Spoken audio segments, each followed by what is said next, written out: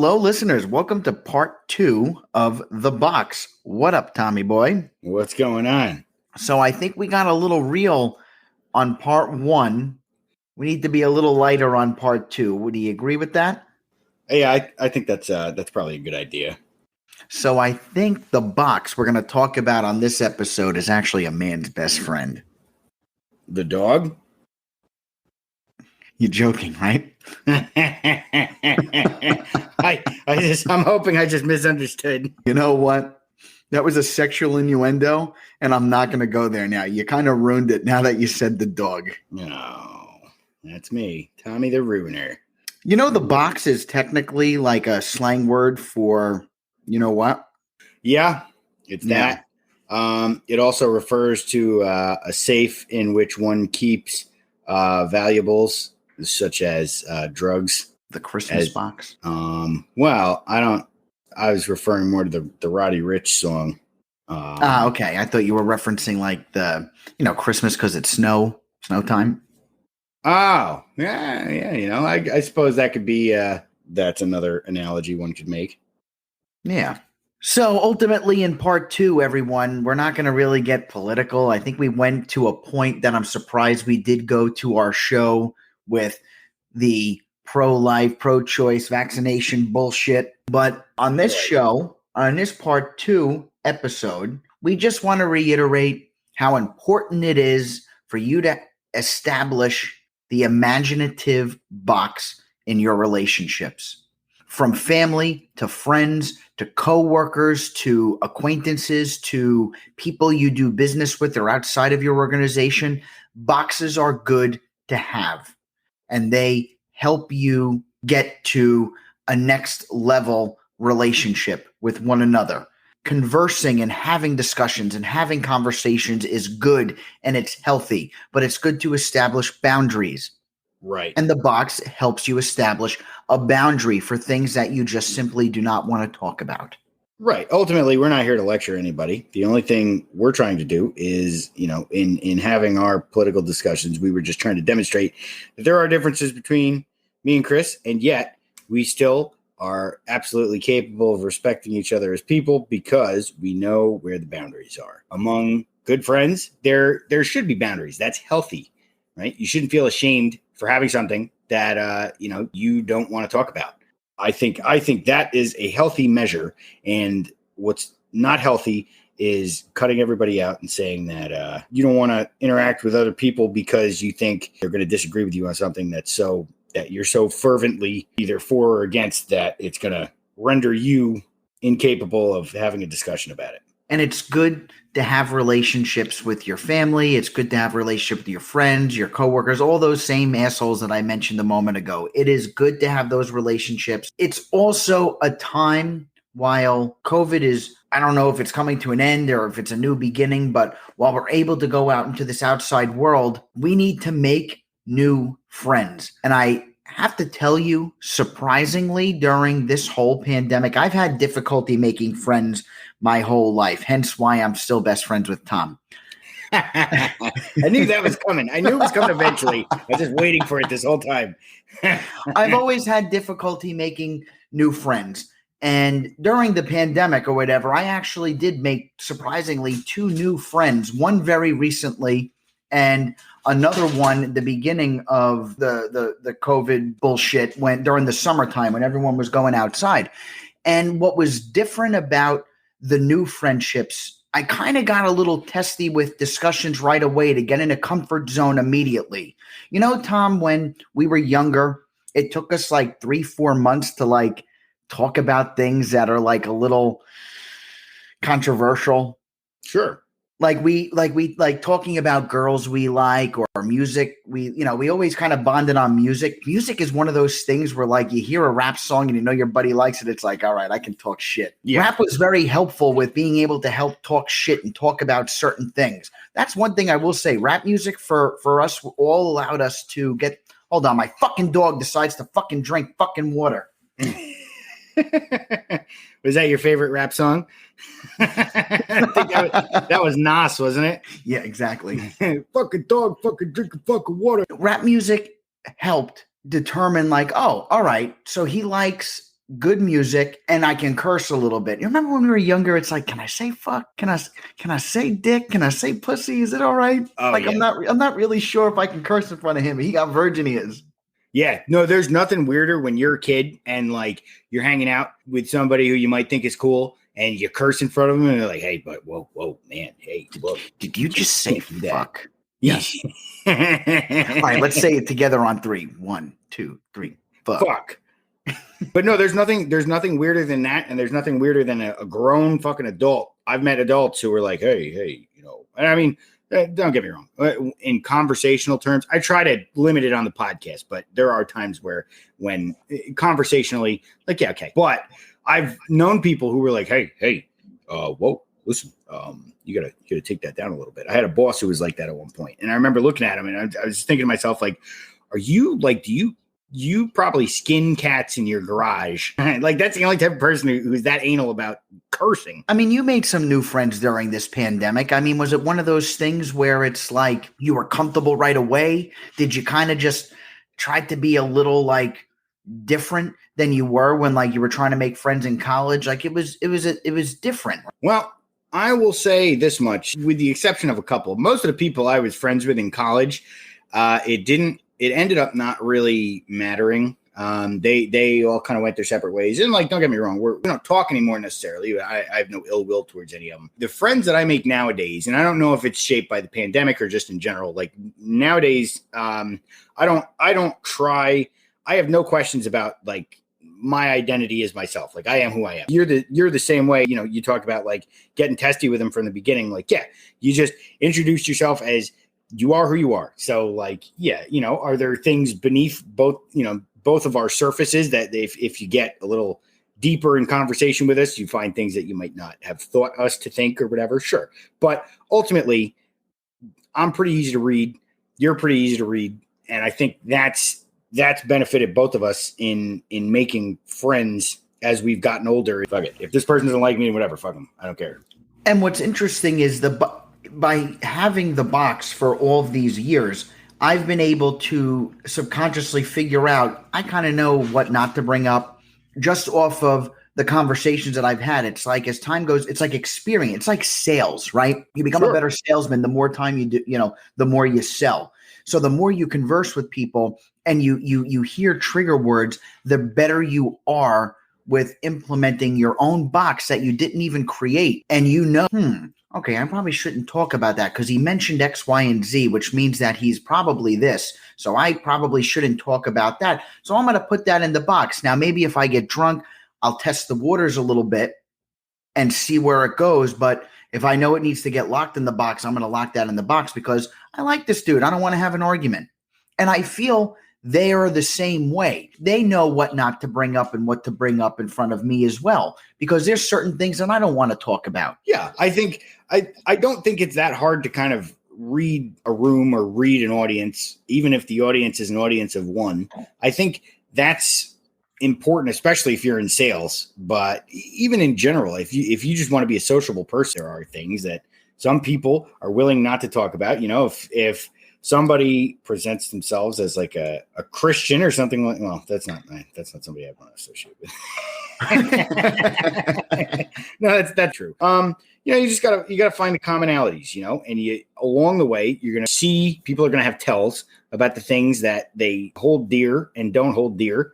And you just kind of got to navigate as you go along. You just got to ask questions and figure it out. So you go to a networking event and you talk to an investor who owns, say, 3 or 4 apartment buildings that have like 10 units apiece in them.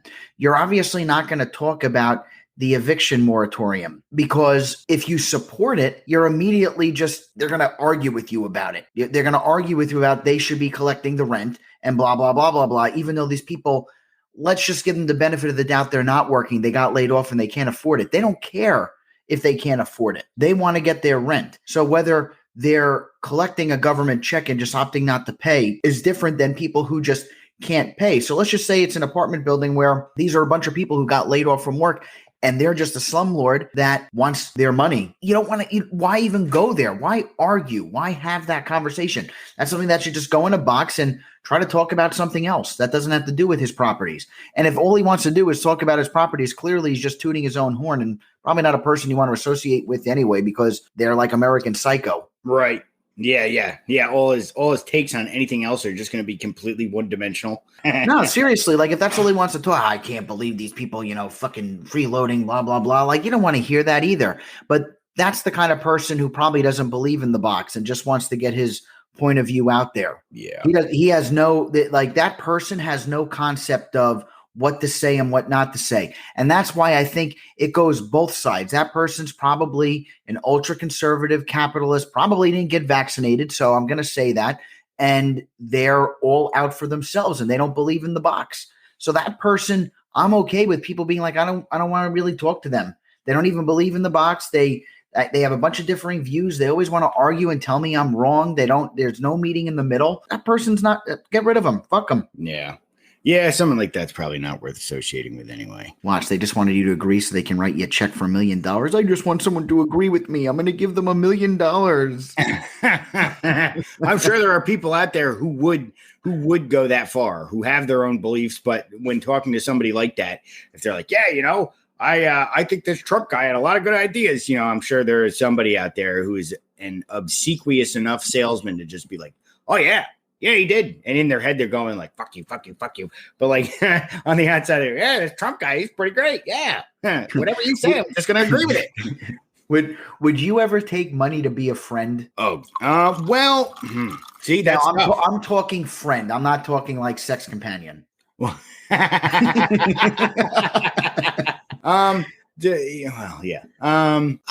No, probably not.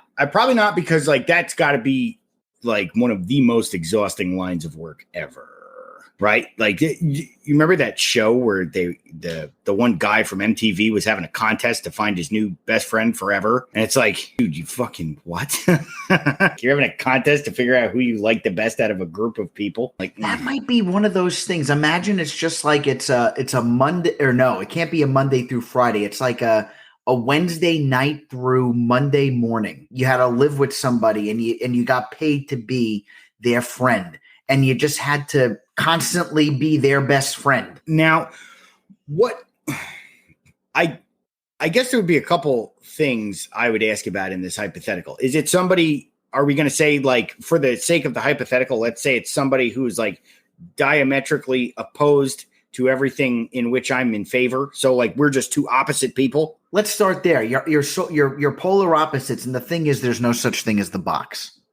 Okay, so if we're complete and total opposite, I could not do that because I was in a relationship that got fairly contentious at one point politically, and it was exhausting. And I mean, obviously, people are much more than the sum total of their political views, but it's just like when you get like a cut on your tongue or something, right? And you never realized how much that one spot of your tongue touches that part of your teeth until you got a cut there. And then it's just constant, and it's constantly in your head all day. And it's the same thing with any kind of relationship. When it comes to like something that you both vehemently disagree on, it finds its way to sort of seep into every aspect. 0 out of 10, don't recommend. So let me ask you, did she and you have a box or no box?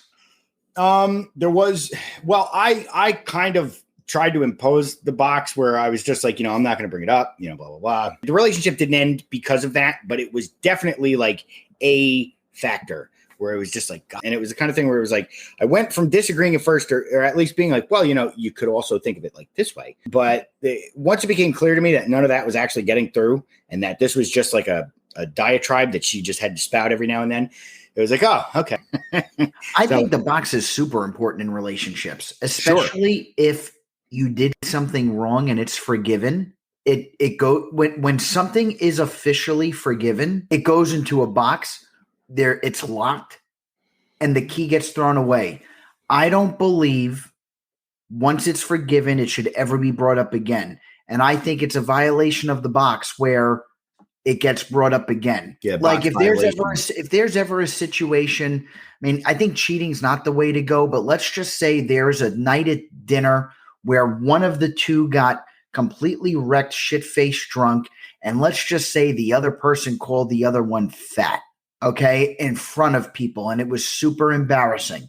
Obviously, that didn't happen. I'm not actually making up something like this. That didn't happen. I'm creating a scenario. I know what you're thinking right now. No, but let's just say someone called the other one fat and it caused a thing and it was embarrassing, blah, blah, blah. You argue for 2 weeks and there's forgiveness there. There's makeup sex. Everything is all good, but there is official forgiveness. Okay. Not just it doesn't get brought up again, but something where we have to move on from this. And it goes into the box once it is officially forgiven. But every other fight moving forward, if there's an argument or whatever, it can't be brought up again. If something gets forgiven, and that's how you have healthy relationships, that particular thing does not come up again. It's not allowed to because it was, in fact, forgiven. And by having that relationship and establishing that box, it is ultimately like the ring of marriage, right? That box is the strongest box ever. Right. And it's also on the party responsible for forgiving the other person to actually forgive them. And it takes time. Like, that's the thing. You shouldn't be quick to forgive people either, but to keep it in kind of this sort of undefined area where I'm not mad about it anymore. And, I don't necessarily think about it, but if we get mad, I'm going to bring it up. Like, no, there needs to be, as lame as it might seem, there do need to be like actual, like, official talks that you both have as a couple where you sit down and you're like, okay, if it's forgiven, then fine, it's all over.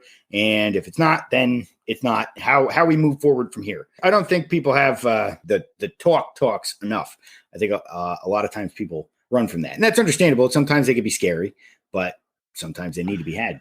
No, I get it. And a great example is, listeners, I know like there's probably 25% of you are friends and family of mine. So thank you for listening. But the vaccination is in a box. And I hope you appreciate I hope you, is it appreciate? What are you going to say? Like, appreciate your stance on it? Appreciate my box.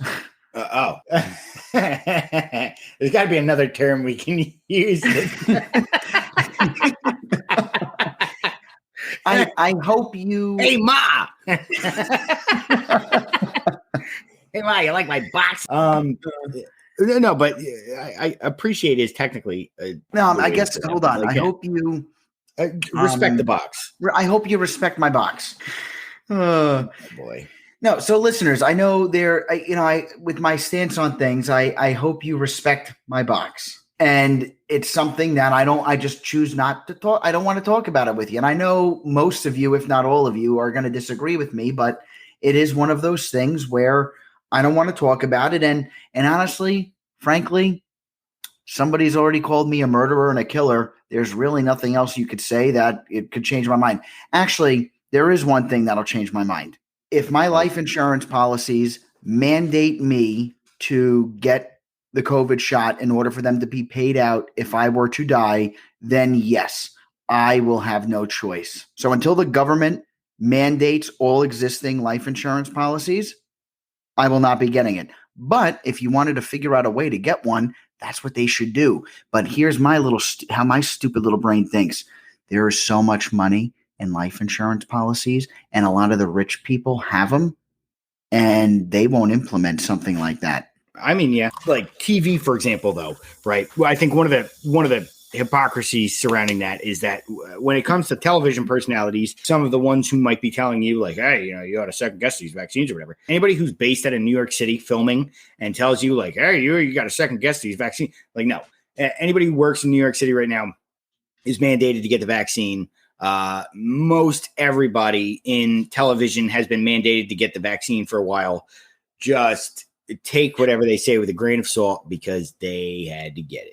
I think the entertainment industry and music industry and as a whole, they have to go that direction because they're the ones that are making money off today's youth, which I would think that people below 30 are really the ones that are running out and getting it. So I think they do that just for the sales and marketing aspect of it all. I really don't want to go there, but I do think that particular industry has to do it, because if you look at the NFL right now, like that guy Kirk Cousins, I think he's a shitty quarterback. So like I really don't care, but like the Kirk way Cousins, what did I say?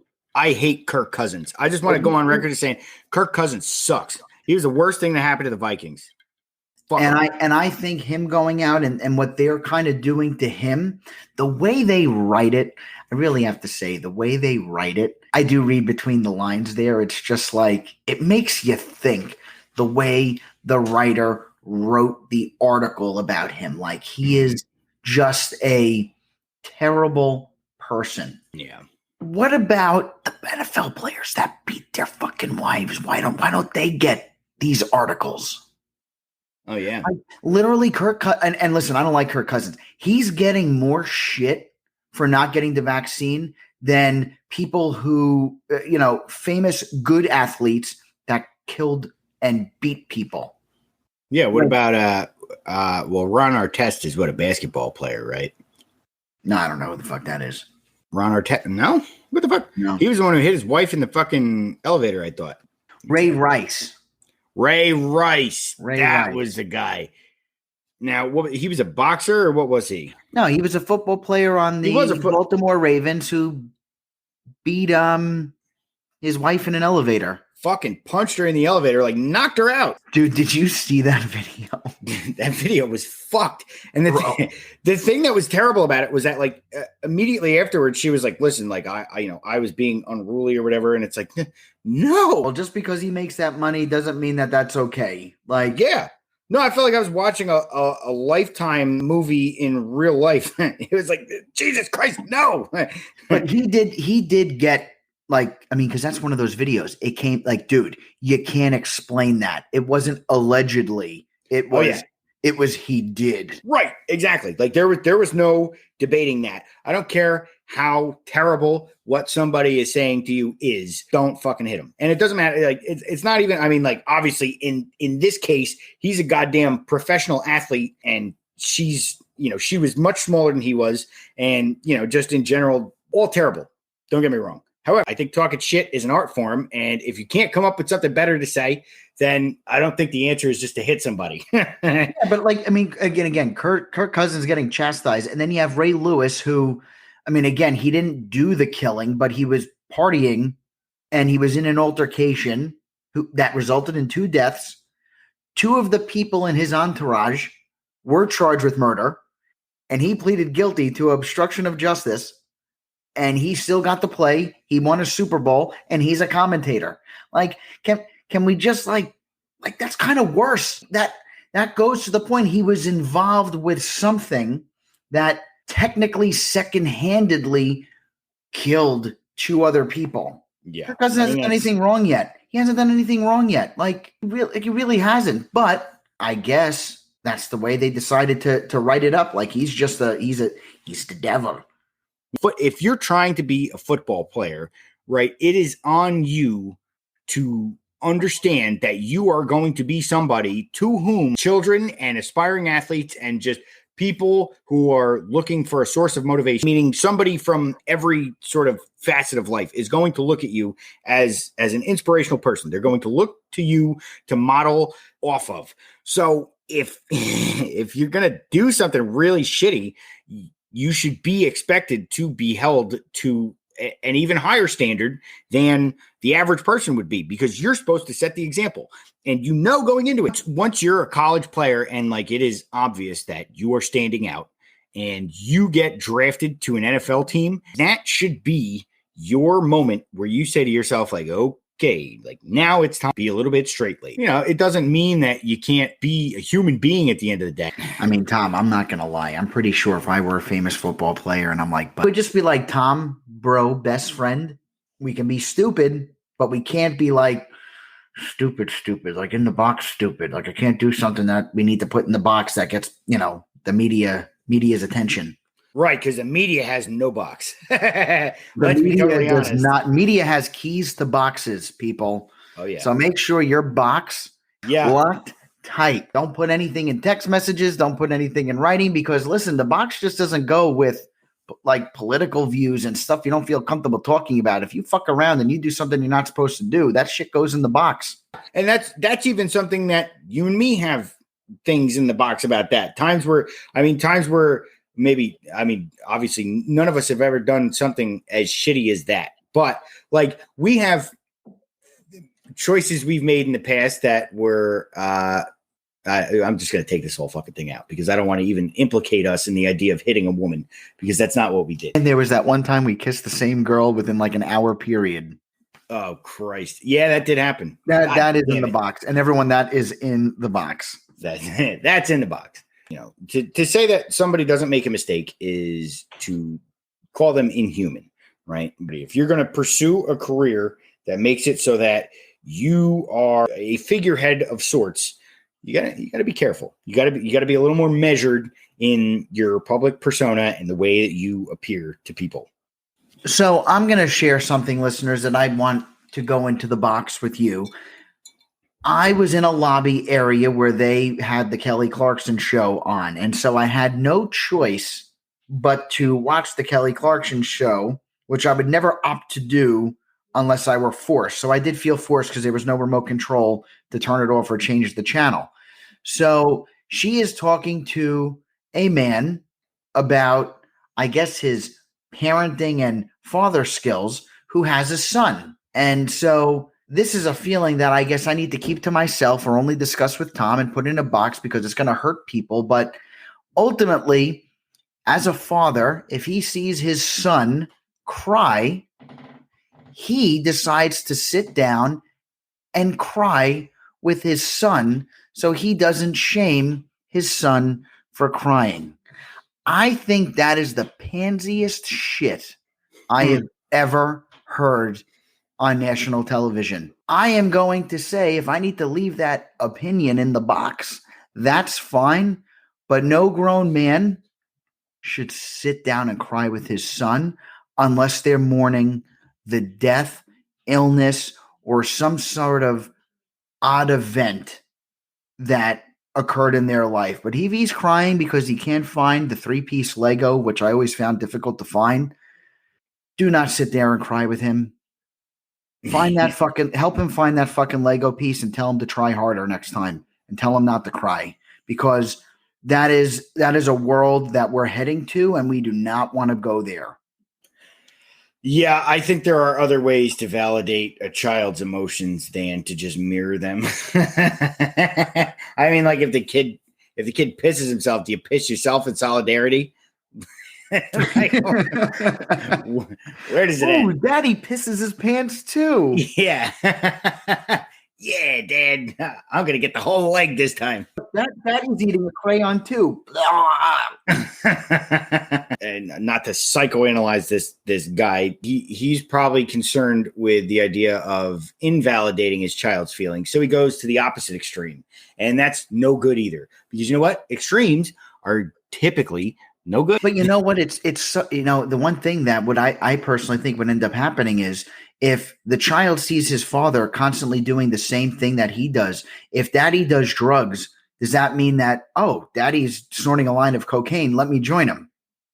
Well, or if daddy hit mommy that one time, let me hit mommy too. So daddy might be a crier with me, but he might also be an asshole. So I feel like the opposite ways of doing things. I feel like saying don't cry.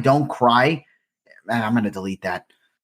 No, I think that's a valid point. A lot of times, right, let's be honest, men are taught to minimize their emotions. There is some truth to the idea that, like, yeah, for a long time, men and boys have been taught to sort of suppress their emotions. And so it's fair. You know, people cry, people have emotions. It's not healthy to just suppress your emotions and say, like, oh, I'm a man. No, you're right. It's okay to show emotion, but like not over everything. I mean, I cringe when I think about a couple of times when I cried in high school. Like when I find out, I mean, I'm not going to go into it, but there were a couple of times where I cried over an ex-girlfriend that did something, and I'm just thinking to myself, and it's like, what the fuck was wrong with me? I needed somebody to slap me in the face and be like, man up. If something bad happens, it's okay. Well, let's learn from the situation. Let's not fucking cry, but let's let's be men about it. I mean, listen, I'm not the most masculine man in the world. I do my hair every fucking day. I'm not, I don't think anybody would make the case for you being the most masculine man in the world. Okay. Anywho, I love you, buddy. But I love you too. I love you too. I mean, dude, in high school, everyone thought I swung bats the other way. So, like, clearly they were wrong. But this is going off the rails. I mean, to me though, now it's a joke. Like I like this isn't even like my high school life. There's nothing in the box of my high school life. We can poke fun about it all day long. Well, hey, that I think that's a big part of it too. Is you yourself, you can have self-confidence and also acknowledge your own faults. And I think that's part of self-confidence. A lot of people, I think, perceive the idea of being self-confident as being this like monolithic figure who makes no mistakes. And the fact of the matter is, like, people are not like that. People are not like, the people in TV shows who just always get it right 100% of the time and they always land on their feet. Like, no, you're going to trip, you're going to stumble as a human being. And self-confidence is not doing that. Self-confidence is doing that and being like, oh yeah, I fucked up. Yeah. And then people are going to be like, ha, you fucked up. And it's like, yeah, yep, I did. Self-confidence, you're allowed. Listen, people are allowed to be sad and cry, but you can't cry over every small thing. Like you're at lunch and you spill milk on yourself. You can't cry about it and then just have somebody join you. Who knows what that kid was doing where his father came and cried with his son? Like, I don't know the situation. I mean, if it's an emotional situation, yeah, fucking cry. But I mean, if the kid is annoyed that he can't find a Lego, you got to be like, dude, you like, son, listen, don't cry over that, please. You're fine. Like, you got to tell people, let it go. Don't cry over things. It's basically saying, like, you're allowed to be a pansy. I feel like we're getting real here for a second, but like this, our future is a future of male pansies. I think that's a little extreme. All the previous generations have thought that the generation that was following theirs was going to spell the end of humanity. And the middle ground is the thing that ends up prevailing. So you're going to get this generation who is hyper in touch with their feelings because the previous generations have been so cloistered from their own emotions. The generation that follows ours, Gen Z and everything, they're not even in their late 20s yet. And I don't think they're fully developed as people. If I could go back to my early 20s and just beat the shit out of myself, I totally would. But, I had all kinds of fucking horse shit ideas, bopping around in my fucking head. Ultimately, you have to, part of being an adult is making peace with that. You kind of just, unfortunately, like fuck up along the way. And then eventually you kind of, you're fucking up establishes your bound. I don't think there's going to be a generation of pansies. I think that maybe what you're seeing is sort of the pendulum to the other direction, and eventually it's going to stabilize. I mean, optimistically speaking, you'll see the best of both worlds. Cynically speaking, you'll see the worst of it all. And I think realistically speaking, it's somewhere in the middle where you're going to have people who are more in touch with emotions. The idea of mental health is going to be a much more prevalent topic among people on the side where it errs on the side of being talked about too much, and people become, their identity is whatever mental illness they're diagnosed with. I think you'll see that maybe slightly to a more extreme degree than it is now, but I don't know that it's going to be so extreme that it completely destabilizes society. As far as that goes, anyway, people just like something that makes them unique, and that's just something that makes them unique. It's the same thing as the Myers-Briggs test, which it turns out was bullshit. And these are all opinions that we have that you have to know your crowd, and do you bring it up or do you put it in a box? I mean, I know certain situations where I shouldn't bring up parenting to parents that I don't think are raising their kids the right way. When am I going to, would I ever bring up the situation I just said to a parent that is raising a child in a setting where they are really trying to cater to their child's needs rather than to the needs that you want? I think my parents did a relatively good job raising me. I think I was going to say, and you too, Tom, but I don't know about that. I mean, I don't know. I feel like I was raised okay. I don't think I was raised in a I don't know. I don't know where I was going. I don't know where we went with this. It didn't go the direction I was expecting. I would say people's parenting skills do go into a box. You never want to judge. somebody's parenting skills. You can't tell someone they're parenting the wrong way. It is like an obvious box. You can't tell a parent they're raising their child wrong. You just simply can't. I don't know. I would argue that you can. You think you could tell that guy you shouldn't cry in front of your son? Do you realize that he would disagree to the fullest?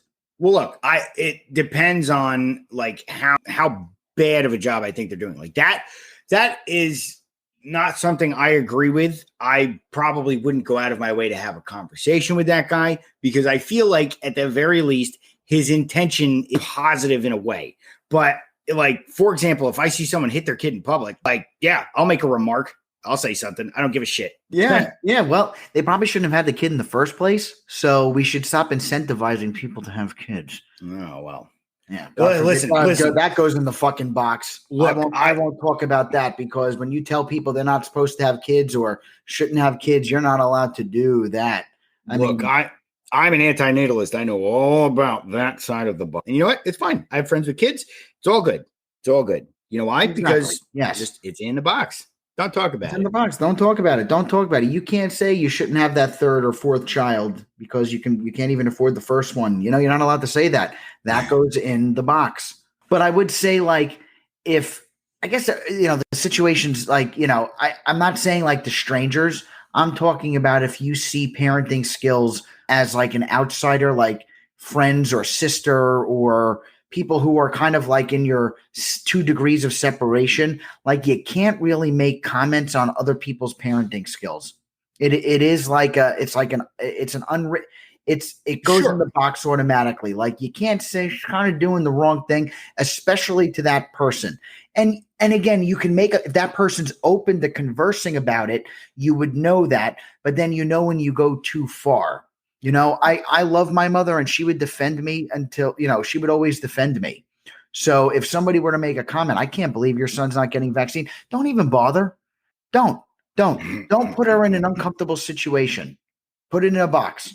Well, okay. So again, I guess what it boils down to is extremes, right? So like if as long as it doesn't look like the kid is in any present danger, but maybe you have some misgivings about the sort of values that are being instilled in them or something like that, like something that's kind of a more like long-term abuse thing. Is different though. I mean, abuse is different. Abuse is very different. I mean, that you don't put in a fucking box. You see abuse going on, you call whoever the fuck you need to and you resolve that shit.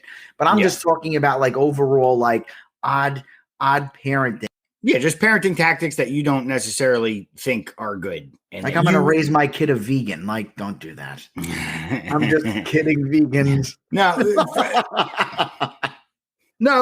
from the outside looking in, sometimes you see things differently than a parent. I get it. I get what you're saying. It's a more gentle kind of like, I don't know if I totally agree with that. Yeah. Ultimately, people are going to do whatever they want in that respect. But going on back to that dad, the only reason why I bring that up is it's just like if it's something that is normal for somebody to cry about, then I mean I get it. If it's like a damage of some sort, but like if he spilt milk on his shirt and it's chocolate milk and it's stained, like if somebody's crying over that, like don't cry with him over spilt milk. There's a saying, don't cry over spilt milk.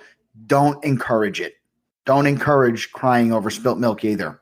When it comes to parenting, you kind of do have to keep your mouth shut because no matter what, people are going to think they're parenting the right way, and they're not wrong unless there's abuse, which is a different. That's a discussion for another time. But sure, people's parenting skills go in the box. You can't do it. You can't converse about that, and you can't criticize because as a criticizer, you're always going to be wrong. Right. Damn, man, we tried so hard to keep kind of on the comical side for part 2, and we ended up going places that maybe we shouldn't have. I think what we should do is both of us will listen to it tomorrow. Let's not do any edits or anything. Let's listen to it tomorrow. We'll listen to it independently. I'll listen to it after work. Obviously, you'll listen to it during work because you don't have a real job. Just kidding. Let's put that in the box, please. Why don't you end this one, Tommy boy? Well, so I think that about makes an hour. We were trying to keep both of these a little bit under an hour, just in the terms of preserving. I'm actually going to cut you off because we're only at 57 minutes, so we're definitely under an hour. So you should be like, we're trying to keep this one relatively short because we are under an hour. Sure. Sorry, I mean, yeah. But I think what you should say in the outro is, the box is a very important thing. Like, kind of just reiterate box again. Oh, do you want to just say the outro, Christopher? Go fuck yourself. Okay. All right. So, listeners, we were trying to keep this one a little bit on the shorter side, mostly to preserve you. We didn't want you to get a little too much realness from us, or else, you may never be the same again. But just to reemphasize the importance of the box and the importance of, the boundaries of interpersonal relationships, they're definitely something that you should have a conversation about. And they're definitely things about which you should be observant. I think in order to respect other people, it's important to keep in mind that there are things that are going to be different between you and other people, and it shouldn't necessarily impede your ability to talk to other people and others' ability to talk to you. So I think we're going to let you go on that note. We don't want you to come back from this a totally changed person. We just want you to consider some alternate viewpoints. So on that note, we are going to end it. I think we've said our piece. Chris, do you agree? I most certainly do. Listeners, if you don't have the box, incorporate the box with your friends, your family, your coworkers, your acquaintances, the people you do business with. And I will also say make new friends. And while making new friends, have the box in your mind. But go out there and meet new people. Have a great week, listeners. And when Tommy gets back from his vacation with his dad, you lucky motherfucker, we will have a great episode ready for everyone. Yes. So have a good Sunday. Have a nice weekend. And have some good talk. Real talk. So have some real talk. Have some good talk. Whoops. Well.